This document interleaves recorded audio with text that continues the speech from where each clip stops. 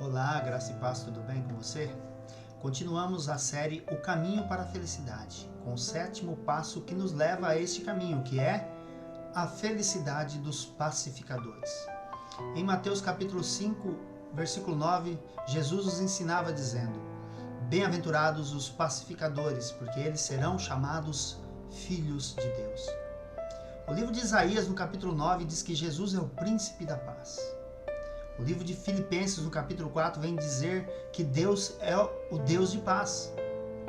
10 entre 10 pessoas concordam que a paz é uma necessidade vital para o mundo em que vivemos. Porém, não há paz no mundo. Mas por quê? Por causa da oposição de Satanás e, principalmente, a desobediência do homem. Duas coisas precisamos entender. Primeiro, o homem é um ser em conflito. Ele está sempre em guerra com Deus, com ele mesmo, com o próximo e também com a natureza. Depois da Segunda Guerra Mundial, o mundo ficou preocupado em desenvolver uma agência nacional para a paz mundial.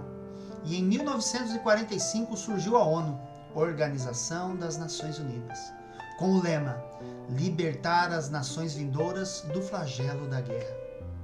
Desde então, nunca mais houve um dia de paz na Terra. Famílias em conflitos internos, instituições fadadas a desconfianças e discórdias e nações em guerras umas com as outras, muitas das vezes por falta de diálogo. A segunda coisa que precisamos entender é que sem paz a sociedade se desintegra. Sem paz uma pessoa dá fim à própria vida. Sem paz uma família é destruída, causando um efeito dominó por várias gerações. Sem paz a igreja perde a comunhão e fica estagnada. E sem paz uma nação mergulha em densas trevas. E tendo ciência de que o homem é um ser em conflito e que sem paz a sociedade se desintegra, é que passamos para a seguinte questão: o que é paz? Algumas pessoas definem paz simplesmente como a ausência de conflito. Deveríamos todos então viver em um cemitério, pois lá não existe conflito, não é mesmo? Paz não é só ausência de conflitos, mas a presença da justiça, que produz relacionamentos verdadeiros. A transformação de inimigos em amigos através do amor. A paz deve construir pontes ao invés de cavar abismos. Nós, cristãos, devemos ser portadores da paz, porque temos paz com Deus, a paz de Deus e também temos o Deus da paz.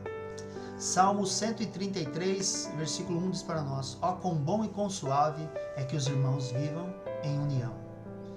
Jesus disse também no livro de São Marcos: tende paz uns com os outros.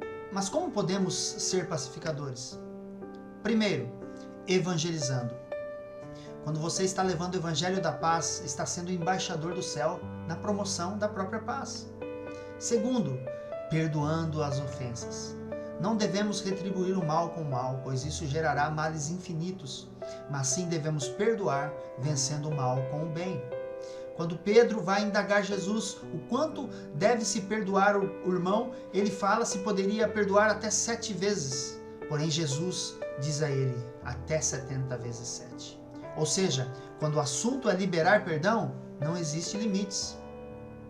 Mas qual será a recompensa para os pacificadores? Eles serão chamados filhos de Deus. A Bíblia diz que somos a menina dos olhos de Deus. A pupila dos olhos é a parte mais frágil do corpo humano. Precisa ser cuidada com carinho. E é assim que Deus cuida dos seus filhos. A nossa adoção como filhos custou a própria morte de Jesus Cristo na cruz do Calvário. Antes éramos escravos.